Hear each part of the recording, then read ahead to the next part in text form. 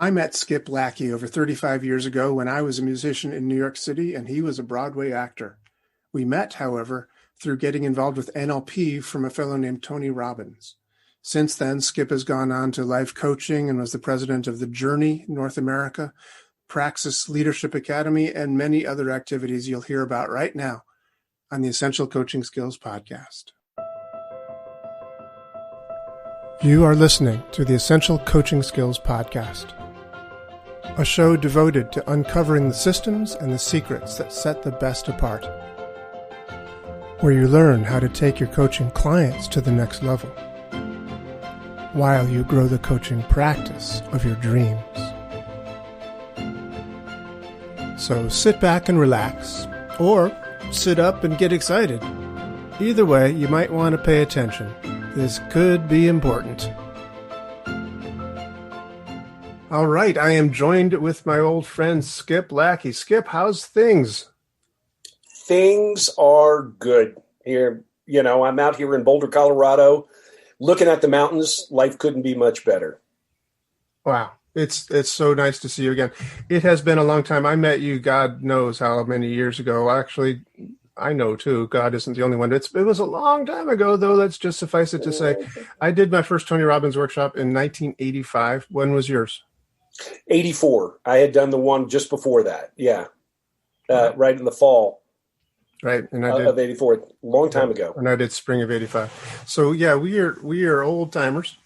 Yes, we are. At that time, when I first took my workshop, I was, quote unquote professional musician. I was, earning my living, meager as it was as a musician, playing bands and playing clubs and teaching. Mostly I must get my money from teaching.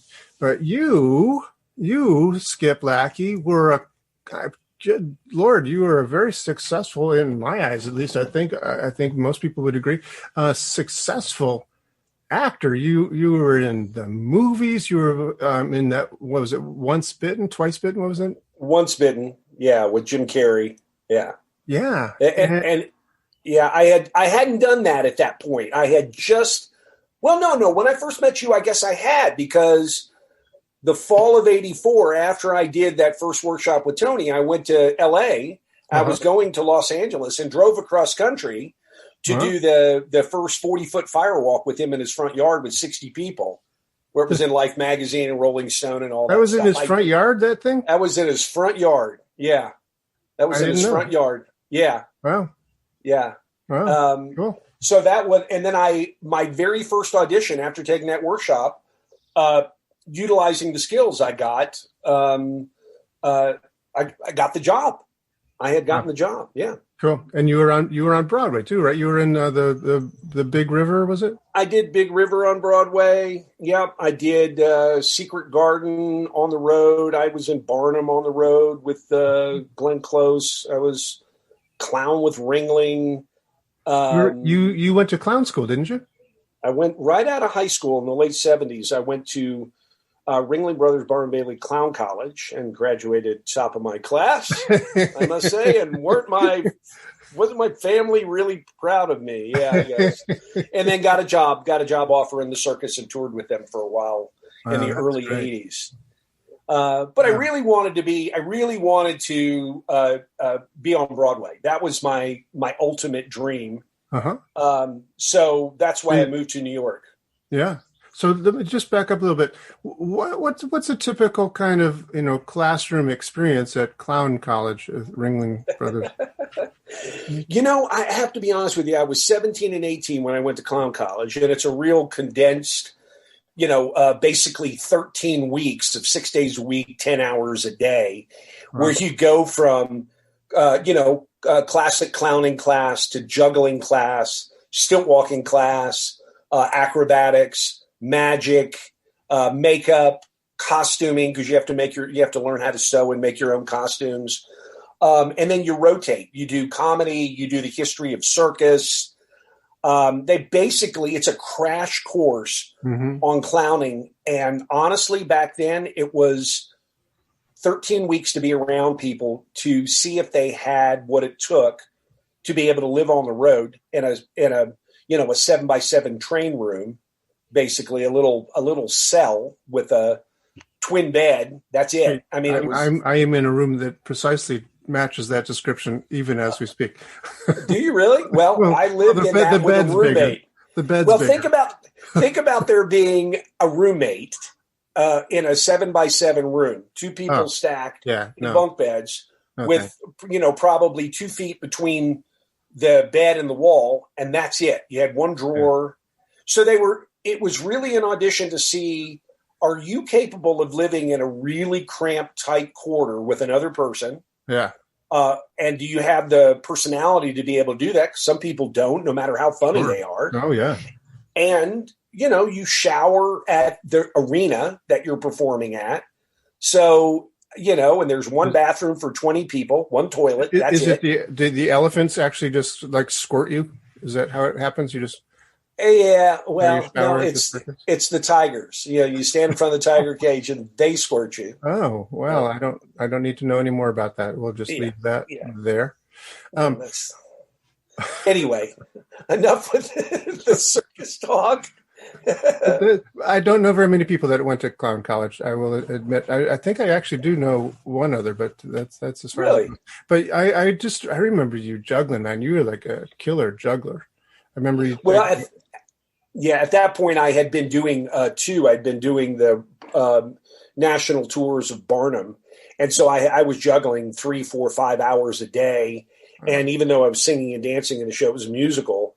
My job was to juggle balls, rings, clubs, boxes, walk stilts, ride unicycle. I was the skills person that they hired that could also sing and dance. Wow. And street performed as a juggler for a number of years. And it's funny. I hardly juggle ever anymore. Yeah, me too. I don't juggle. Yeah. I learned though. I was like, when I was around you, I thought, holy Toledo, I don't know anything about juggling. I will not tell a soul. Keep this to myself. Yeah, it was just, Now so many people can juggle, 3 balls. It's like a real thing. Back when I was juggling, if you could juggle 3 balls and just juggle, it was a big fat deal because nobody did it. I could do 3. I could do 4. But you were doing things where you would throw things like super high up in the air and then you catch it with your neck. And then you still remember that. Yeah, that's right. And then you caught it with your neck. And then and then somehow your neck threw it back up in the air again and you started juggling with it again. It's like, that's well, they one of the things is, they put a hand, they sometimes they'll just put a hand back behind your neck so it'll catch it and throw. That's part of learning. They have specialized surgeons that do that. It's an essential skill. Yeah. Well, good segue because we're here to talk about essential. Hey, did you have to have the hand removed, or has that been? I had it removed after 5 years of being out of the circus. They force you to remove it because it's a Ringling thing. Oh, yeah. So it's like a patented thing. Yeah. Okay. Along with my sense of humor, they took my sense of humor. Took that away. Yeah, I can see. Yeah, they took it away. It's gone. Yeah. Yeah. We'll keep calm and carry on in spite of that. There you go. Yeah. All right. So you were in Ringling Barnum on Broadway. You were in a circus for a while, and then why did you take a firewalk? Why did you get involved in Tony Robbins' firewalk? How did that come to pass? That has to do with my background. I grew up in Arkansas, and I grew up with a mother who was an interesting person. She had been a nurse, was interested in psychology, had gone back when I was in high school, had gone and gotten her master's in social work, so she became a therapist. And she was, especially in Arkansas in the 70s, was also an astrologer, had us meditating, doing yoga growing up. I had done a Silva mind control class when I was 11 and went through several levels of that successfully. So, and then my mother turned to Buddhism. She turned to Tibetan Buddhism in the 70s, which is very unusual. Yeah. for that time. And it was way ahead of everything. And she had gone and spent time with Mother Teresa in her leper colony. She spent a summer in India. So my mom was very spiritual. She was very awake. And I was living in New York, and she said, hey, I just did this thing down in Dallas called a fire walk. If you ever get the chance, you should do it. And I'm like, a fire walk? What does that look like, Mom? And she said, oh, we learned, there was this gentleman, and how many people were there? And she said there were 30 people, and we all walked across coals. And I'm like, wow, that's really amazing. And so I was working. I was a stage combat choreographer for this thing that was filming for Showtime in the building. In the Manhattan Center. In the Manhattan Center in New York on 34th Street. I walked down at the end of the day of rehearsal, and they were rehearsing up in the main room that we ended up doing the seminar in. And as we walked down, I'm on 34th Street, and they were loading wood and sod to do a firewalk. And I was like, what are you guys doing? And I had just talked to my mother about this 48 hours before. Huh. And they said, we're going to do a firewalk. And I went, a firewalk? Really? Do you know what that is? I said, as a matter of fact, I do. Uh-huh. And I was like, could I do it? And this was probably around 5:00. And they were setting up, they rushed in and they were, as we were leaving, the whole crew was running in to set up the room at the Manhattan Center. And they said, yeah, it starts at whatever it was, 7:30, 8:00. So I never even went home. I just went across the street, got a bite to eat. I was like, will you take a check? I had a check back. It was when we wrote checks back then. Yeah, I remember checks. And went in and I didn't know who's doing it. No, there's this big tall guy that we saw at the one of the little. There was some fair or something. Yeah, there's a New Life Expo. Yeah, the New Life Expo, and he had just done it. So it was brand new. Tony was 24. Yeah, I was 23, and it was like this big guy. I said, "Have you ever done it?" And they were like, "No, we just saw him, and we're staffing." And how do you know you can do it? Well, he's really convincing. And I'm like, okay, you've convinced me. So I went and did it. I was blown away that I could, that he, gave me the tools that evening to convince me that I could walk across a bed of red alcohol. And I honestly, the first time I did it, I walked 5 times before I believed it. I kept my thinking brain. You got off and got back on each time you walked around? I got off and got back on. And the 5th time, there were 500 people there that night. There were 500 people? Yeah. For the very first one in New York. The very first walk in New York, there were 500 people. Wow, that's huge numbers. It was huge. It was huge. And I kept getting in Tony's line. Yeah. Because I'm like, if I'm going to learn how to do this, I'm going to do it with the guy, right? Yeah. And so there were only 2 lines at that point. So the New York City sidewalks are not very wide. So yeah. Well, on 34th Street, it's about as wide as it gets. I know. Right there. I know. So Remember? 2 firewalks, and then that's it. You're done. So, but just by the way, for the people who are listening who don't know this place that you and I both know very well, Manhattan, New York City, don't generally speaking like fires being built in on the streets of New York. But because Manhattan Center was what it was, which is kind of a theatrical place where they did these things, Tony somehow, through somebody, figured out a way to get a what do you call it? A permit. Yeah, he got a permit. You got it. Yeah, but there's a word that I'm looking for that's like a workaround. He got the permit because they called it a theatrical event. So because it was the Manhattan Center and they always were doing theatrical events, they said, we're doing this theatrical event of a burning of fire. Because when I became the center manager for Tony a few years later, I discovered, how they did that. And it wasn't always so easy to get that. The New York City, like I said, didn't really like fires being built on the streets of New York. So there are a few times when the fire trucks would show up and they'd, well, the fire truck showed up that night. Oh, did they? They were there. Down the block a little bit, and the firemen were standing there. I remember watching them, and I was talking to them.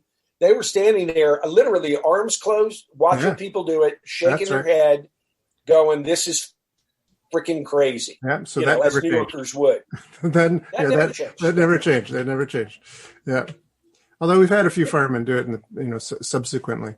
But yeah, so it's Manhattan. It's 34th Street between 8th and 9th Avenues, and it's this. You build the fire. I mean, literally firewood bonfire type stuff on the street, and then we put sod down and built the fire. Raked out the coals once it had burned down to where they're just mostly coals. Raked it out into these lanes, and people would just walk across them. But people with hoses that would hose their feet off at the end. As you would wipe your feet off and say, wipe your feet and celebrate.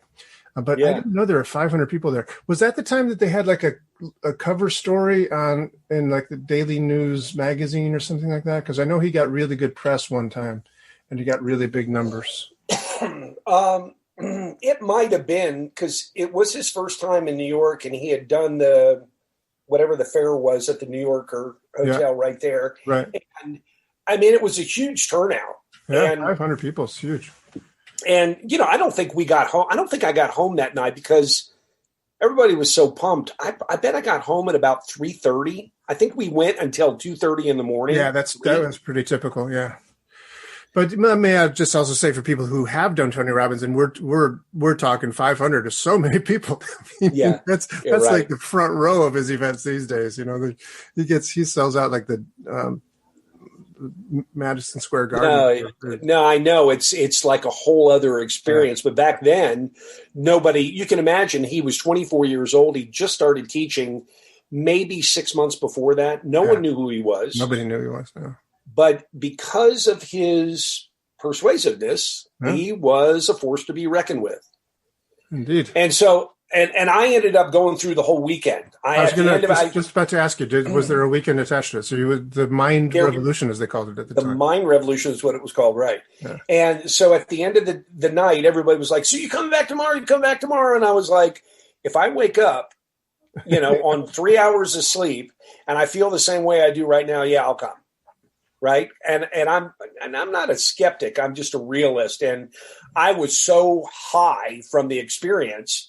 I didn't want to make that, split, just a decision right on the spot. I'm one of those that has to convince her strategy. Right. So I woke up, sure enough, I was like, I have to learn this.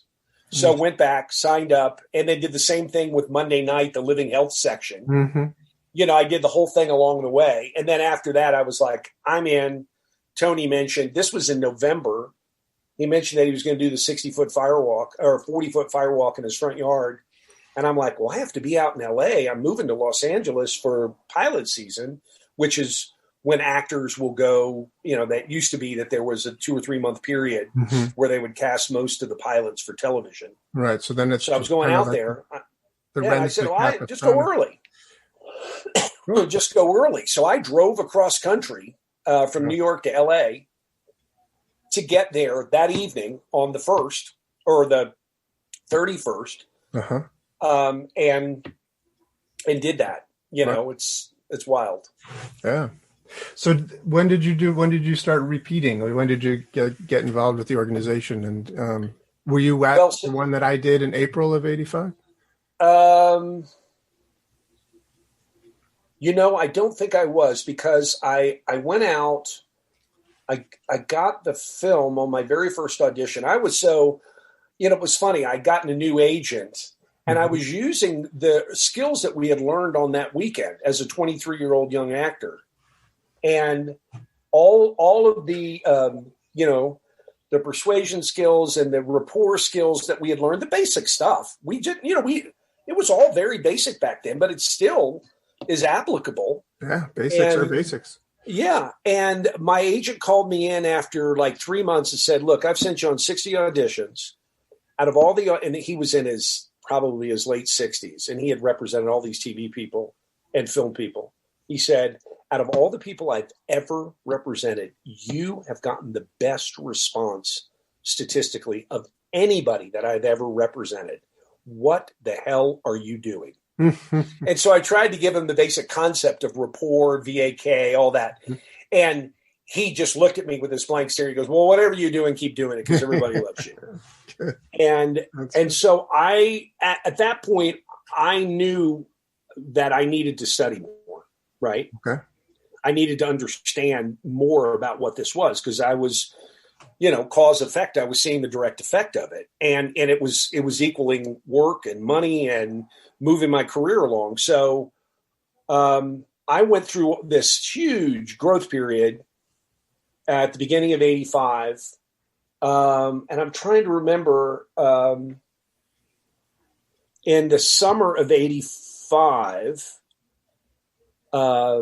My father was killed in an airplane crash, a Delta plane crash where it went down. And so it devastated me. And I went back, I think it was fall of '85 when I would have met you then, Doug, because I went back to Atlanta to direct a musical that I had written. Here I was, 24 years old. My dad had just been killed. And then I was like, I can't go to LA. I've got to go back to New York. Where things are a little bit more real and honest, and my support system was there with my friends in New York for my career. So that's when I went back and ran into Peter Boynton on the street. You remember Peter? Oh, sure. Yeah, we got married in a barn. Yeah. My wife and I got married. Yes, but he has a barn. He lives up in Vermont. Vermont, right. Yeah, and so we lived on the same block. Oh, yeah. And we started talking, and he said, hey, blah, blah, blah, firewalk. And I went, firewalk? I just did that. He was like, what? Oh, my friends are. So that was when Bob and Brandon were involved. And so he said, oh, you should go. So I called him up and went and was a part of the team at that point, and then did all the events from that point on. So you got certified that fall? 86? Yeah, I was about to say whatever that. I think it was the second certification. Was it in Scottsdale? Yes. Yeah. And I actually went and I did it, but I staffed it too. Wow. That was the one. Remember where the fire department did come? I do remember. Where we were going to do the 40-foot firework. We couldn't do it. Yeah. So we did the trust falls instead. Well, and that was me saying to Tony. Because I had just done another workshop where we had done that. And he was like, he was so angry. And we were all upset. What are we going to do? What are we going to do? Had 250 people there, and they wouldn't let us do the walk. So I said, look, I just did this thing. Let me do it. And he was like, what? Yeah, whatever. Do whatever you want, And so we went in and did those big trust falls. Hey. Yeah. And so I was the very good. Yeah, it worked. Yeah. No, and people were such in a good state. I mean, as we understood as I was a participant going through it for the first time. So yeah, it was fine. It was really fine not to do the 40-foot firewalk. But I will say next year when we did it again, it was fun to do a 40-foot firewalk. That is a different experience. The original ones are like 15 feet, maybe 12 feet. And you get across it within, 3 seconds you're across it. 40-foot ones, you stand in front of it. It looks like a runway. It's a long strip of glowing hot coals that you got to be perambulating. It's a state changer, let's just say.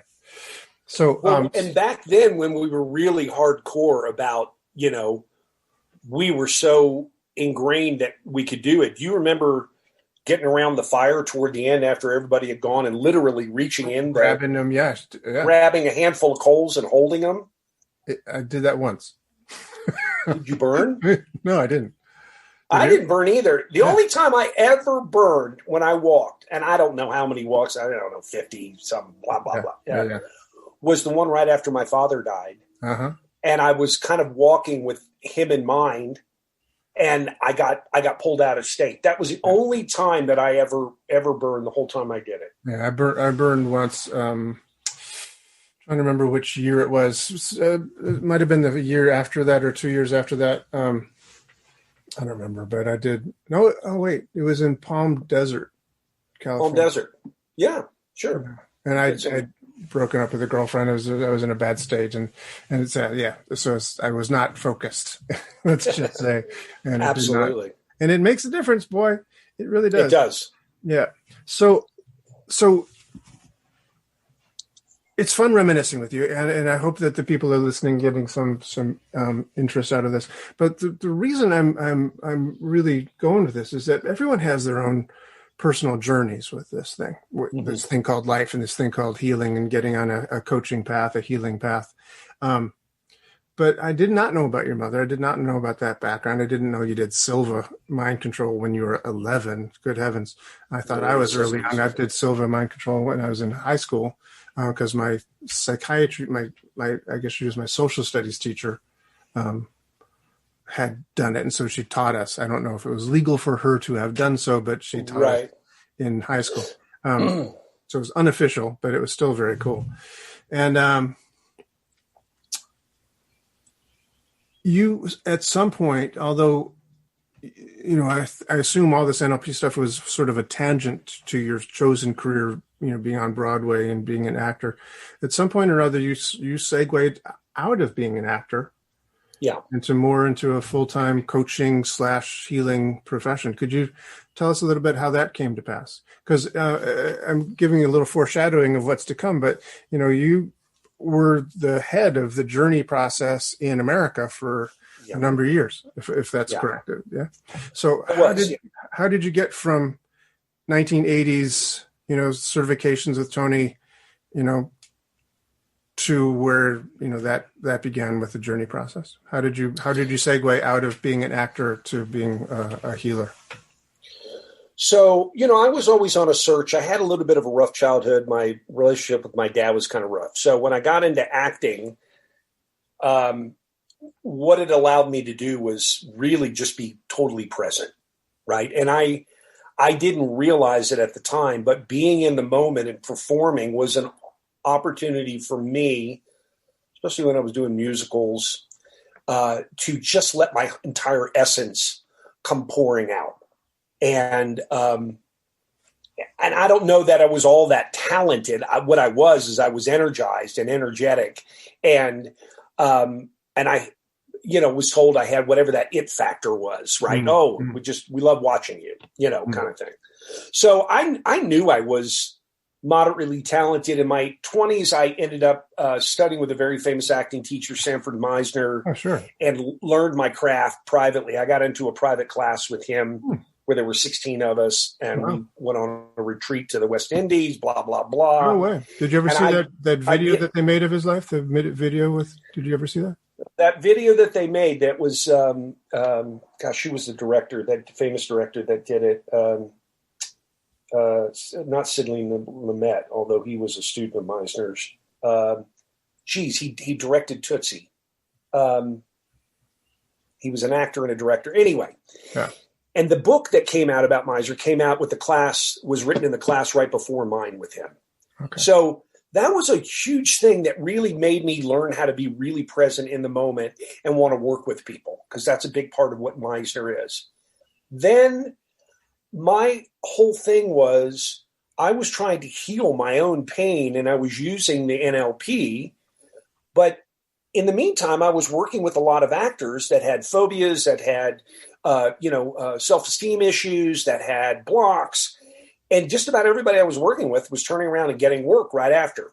My roommate was dealing with stuff. She got on a soap opera right after that. I had another person that got a movie. Somebody else got a TV series. And so I started working with a lot of actors that were struggling. And they were like very talented, but they couldn't get work. So I was, I loved being able to, be of service. And I was just doing it for friends and family. Mm-hmm. And then people that I didn't know that knew said, hey, you were doing. And so then I started doing it. I started charging. And I just did it on the side. It was just something, if you knew me and somebody that knew me could do it. Then our dear friend Brandon Bays found out, and she was, working with Tony, and she found out that she had a uterine-sized tumor.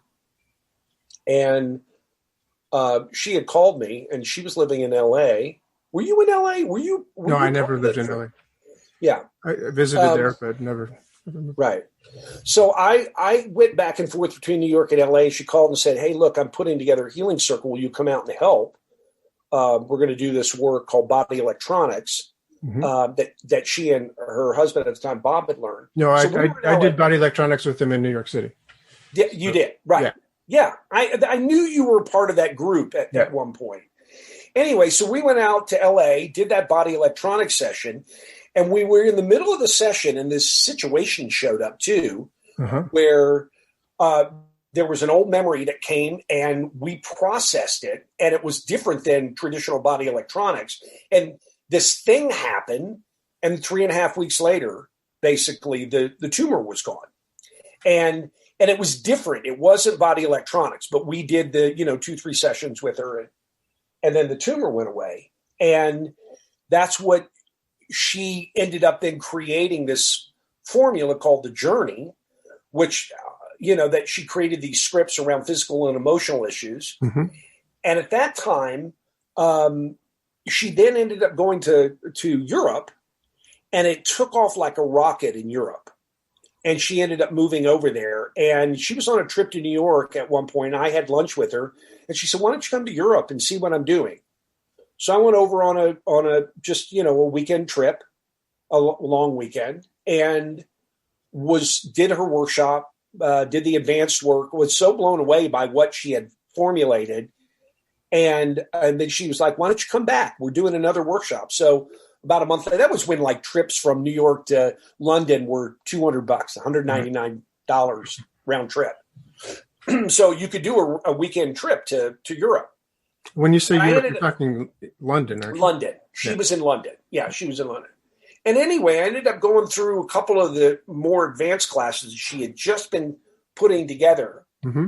And then I ended up going over there and helping them for longer extended periods of time and helping them grow the work, and then help them staff their very first accreditation for journey practitioners. So at that point, I was the only practitioner of the work in the United States, still working as an actor. And by that point, I'd gone to film school, was producing, and I was running a production company where we were doing all this work for ABC, CBS, NBC, the Golf Channel, Nike, and I was running this production company. And in the meantime, all these folks from Europe were telling people in the United States, "Hey, you should get a journey process with that." I was the only person that was certified. So all these people were calling me, and I was doing work on nights and weekends, all this healing work, probably doing 2 or 3 sessions a week just to be of service to people. Mm-hmm. And then on a trip back to Europe, I had gotten engaged, and I was talking to Brandon, and she said, I was like, "Why don't you bring the work back to the United States?" Because her book launched the day before 9/11. I know, right? 9/10. Right? It launched on 9/10, and then everything fell apart.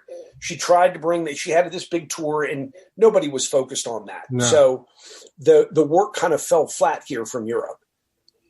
And I said, "Why don't you try to bring it back?" And she said, "You know what, Skip? It's just not the right time. It's taking off here in Australia and South Africa, all through Europe. You know the work. Why don't you start teaching it?" And I was like, "What?" She said, "Well, you have the performance background, so you know how to be in front of people. You just teach a seminar." At that point, I'd never taught a seminar. You've never taught a seminar up to that point? I'm trying to think if I had. No, I don't think I had. Wow. And now at that point, I had done a ton of journey work seminars and had staffed them and helped run them and done sound. And so I knew the whole structure.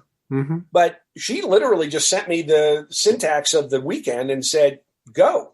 That was it. And so I pulled together a couple people that could help. We did one in Manhattan. I borrowed a space through a friend.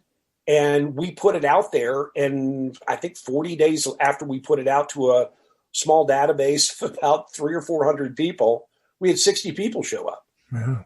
Nice. Yeah. And from that, some people were there, and they said, "Hey, can you come to Calgary? Can you come to Montana? Can you?" Mm-hmm. And it just steamrolled, and we were being called on a regular basis. "Hey, can you come here?" I ended up teaching or producing over 1,000 workshops with, for the journey. Wow. In about a 10-year period. And I trained up close to 500 practitioners, and we had 5 teams of people that were out doing it. And, so it became, it had its own momentum, so to speak. Yeah. And that was back before anybody was really talking about the power of emotions and working with people on an emotional level. Really, nobody was talking about it. So it was really cutting edge stuff back then, especially for healing a cell memory and getting to the root core of the cell memory and healing that through forgiveness. I don't think, other than Chopra in quantum healing, that was really about the only thing out there. And there was another book by a cellular biologist called, not the Biology Belief, that was Bruce Lipton. He was just starting to talk about that, which is a beautiful book. What was her name? Candace Pert, Molecules of Emotion. Yeah. Right. She had written that and had learned a lot about working with AIDS patients and how, the emotions really were affecting the body. Yeah. So and also Ernest Rossi had a book, right? The Psychobiology of Mind Body Healing. Wasn't that? I wasn't familiar with that. I've not heard that. Yeah. And so there were several schools, right? There was the school you're working with the mind, school, the concept of working with the body, and the concept of working with emotions. So there were a lot of people that were doing mind body, but very few people back then were doing the emotions. So we had medical doctors and therapists and nurses and hospice workers and everybody wanted to learn how to do this. And I would say everybody. I mean, it was a movement. And then I taught so much, I got burned out physically and had to step away just to kind of recuperate. Yeah. And pulled away back in 2011, 12, and was just then working privately with clients, mostly people that had known me from the work that were coming in. And so I was doing intervention work on people that had illness, major loss. A lot of the people that were practitioners that were trained to deal with whatever, but the people they had hard clients, they sent them all to me. So it ended up helping me get really efficient and effective by being able to work with just about anything. So let me just stop you there, because that's a good place to stop you. We might have to go on to a second episode here, because I think there's more to your journey that we want to hear about. But again, for the benefit of our listeners, because as much of a steamrolling movement as it was, a lot of people have never heard of the journey in my little world. I was talking about it recently with some online classes I'm teaching with the Essential Coaching Skills platform on NLP and hypnosis. And I drew a comparison between the journey process and core transformation by Connie Ray Andreas. And so that's where it's been coming up, because I taught the core transformation process in my class. And I was familiar with the journey. I obviously had been familiar with it from talking to you and Brandon over the years and knowing quite a bit about it. Having gone through a journey or two myself with I think Bob Bays' help. And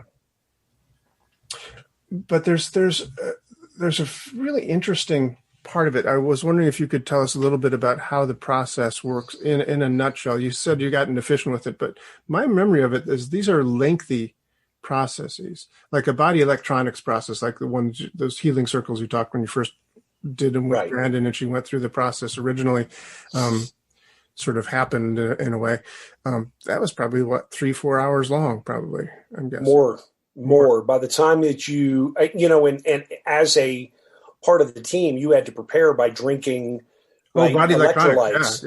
With body electronics. So little minerals, yes. 5-6 hours. I mean, that was a real commitment if you were on part of the healing circle for somebody in body electronics. Fortunately, you got a lot of healing benefits yourself as a point. Absolutely. Holder, so it was worth it. Absolutely. But how long did journey process, when you got efficient with them, how long would a journey process, if somebody came to you for a journey process, how long would that session go? Well, let me just say that the regular journey process is normally, you can do a simple version in a couple hours, about an hour and 30 minutes is what it basically lasts for what's called a physical journey or an emotional journey. Okay. So you can get in and get out within a 2-hour time frame. Right. Now, the people that were coming to me were normally traveling, or I was working with them and they had, they were needing some intervention of some kind.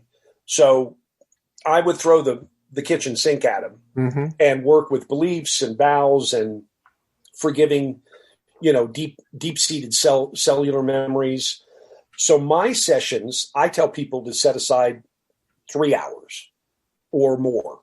And we normally do it at, I say, look, we're going to do either a morning session or an afternoon session, and don't plan on doing anything afterwards, because there's a good chance emotionally and physically you're going to be a little wiped out. Right. So it's an experience. It's not light. And people go through run the gamut of all kinds of emotions, from anger to sadness to fear to really dredging up into the joy and the happiness and the exuberance of connection with their source. Like a night with Liza Minnelli. Yeah, exactly.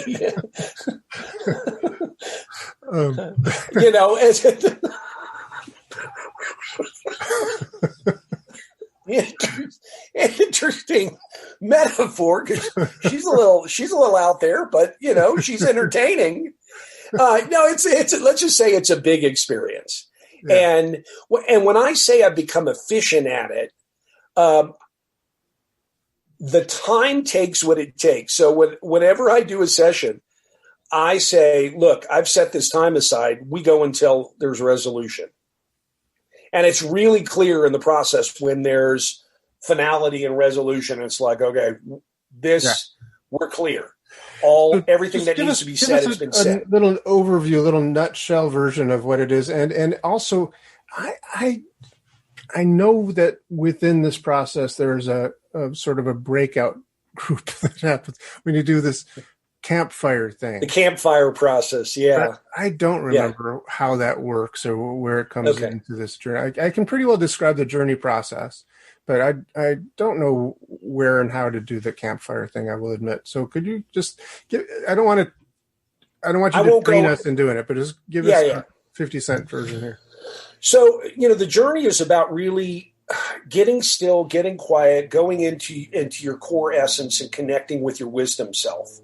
So the essence of what really sets this work apart is you're using your core emotions, going into the heart of your emotions, which we find that they're stacked up in layers. And that if you go down through these layers of emotions, it used to be that a lot of people would go through what we call the unknown zone, which is a place of a void, of nothingness. And it's a scary place for people. But once you get beyond that, then you go into this place of connection with your source, with God, with the universe, nature, spirit, whatever's your soul, whatever you want to call it, and beyond. And when you drive right into the core of that, what happens is your wisdom self and your unconscious, and this wisdom starts pouring from you. And I've heard people speak from that place, and I'm not kidding you, they sound like an enlightened master. The words that come out of people that had just been lost and struggling. But there's this clarity and this assuredness once they break through into that, which is why it takes some time. Yeah. Because some people, and if you've been through it a few times, you go through it pretty quickly. But first, second, third time, it can be a bit of a slog to get through to connect to that. And then you create this highway to connection with the self. Now, from that place, at that point, we'd already, in our minds and a guided imagery, traveled inside the body through a series of techniques where we learn how to identify where the root core of a cell memory is stored. And you're someplace in the body. That's where we do the campfire process. And in essence, the campfire process is an opportunity for the younger you, which is any part of you younger than the here and now, the present day you, and whatever shows up in this memory, whoever comes forward to represent the series of situations that happen, to be able to have a dialogue, almost like a Gestalt process, right? Of emptying out from that younger you's pain, where all the pain that never got released at the time can now be released. And there's this back and forth process of everything being said that needs to be said so that healing can happen and you can forgive from that real deep connected place of your soul and your source. So let me just stop there, because if you don't mind. Yeah. So my memory of doing the campfire process is that there were there were a bunch of people at the campfire. There was like a circle of people hanging out at the campfire. And so who would all those people be? Well, so in general, what I find is oftentimes it's mom, dad, brother, sister. It's family of origin people. Okay. Right? Could be grandparents. And the person brings them there. So when they're in their wisdom self, you say, who needs to be at this campfire? And it's so clear, all of a sudden, people in their mind's eye, like if you can imagine being camping out in the woods, there's a campfire, it's night, and out of the shadows walk in these people to sit around this nice, cozy campfire. And the reason Brandon used the campfire was it's a place where everybody has a dialogue, right? At the end of a night of fun or whatever. Mm-hmm. And it's this metaphoric place. So these people step forward. And yes, if you had a situation, say it's like you're in the second grade and my second grade class laughed at me and I was humiliated, the whole second grade class might show up. Mm-hmm. But then you would say if one person wanted to step forward to represent all these people, who would step forward? And one of them will. And Doug, I'll be honest with you. I mean, I've done this thousands and thousands of times. And in the middle of it, sometimes you go, oh my God, where is this going? And there is a connect the dots moment for the person where they start to see, you as the practitioner start to see the connect the dots moment. But you know how they've always said if you tell somebody, it goes in one ear and out the other. So this is an opportunity for them to connect their own dots. And when they do, they get it. Mm. It's crystal clear. And it's like a lightning bolt of healing that comes through that situation and just nails it. And it is the kind of thing where you're in the middle of it and they have their aha. And, when you're here as a practitioner and your arm raises up going, that's it. Yeah. That's the root core. Gotcha. And it's resolved. I know exactly what you're talking about. Yeah, of course. And the campfire process, there is a series of situations. If there's sexual abuse, if there's trauma, if there's forgiveness that needs to happen, that are advanced level techniques. Yeah. And I'm happy to share those. Maybe take another call where we can go into the advanced level. Let's plan on doing that another call then, because I do want to know this. And like I said, I've read the book by Brandon, The Journey. I've done the process with her husband Bob. I've sort of taught the process a little bit, but the campfire thing, while I know how the process works, I never knew where to put it within the structure of the journey process. I just sort of would put it in where it felt good. And there's a very specific place where it you go, okay, now we're at this point, all right, and it becomes very clear. It's like, okay, now it's time for the campfire. Okay. There's resolution. So I might have been doing it right without knowing what that. You very well could have, because instinctually you've done so much stuff. Hey, these two people, there needs to be a dialogue here to be able to empty out. It's super. So to me, it also, you're familiar enough with NLP, so you'll know what I'm talking about. But it seems to me also like a little bit like a change personal history process, or a re-imprinting process that happens at that point. Well, it's funny because Brandon used change memory as a kind of a catch-all. Uh-huh. We would do the campfire process, do all the emptying out, and there's a series of being able to cut the energetic cords and go inside and feel what they're feeling, so that there's empathy and compassion for both sides. And then at the end, she put in a change memory process just as a catch-all to make sure that everything was changed. Mm-hmm. Right. So that's, and she did that from the very beginning. She put change memory in there. Yeah. Yeah. Cool. Which is, it's great, for a catch-all, but it was more of a, let's just make sure that all this is really changed. That's beautiful. And then there's a future pacing at the end of it, which is NLP, right? See yourself in the future. Yeah. To anchor that in. So. Beautiful. Well, Skip Lackey, we will have you back soon. Thank you for your time. It's so fun to see you, talk with you, and catch up. If I don't care if anybody else enjoys this episode or not, I had a great time.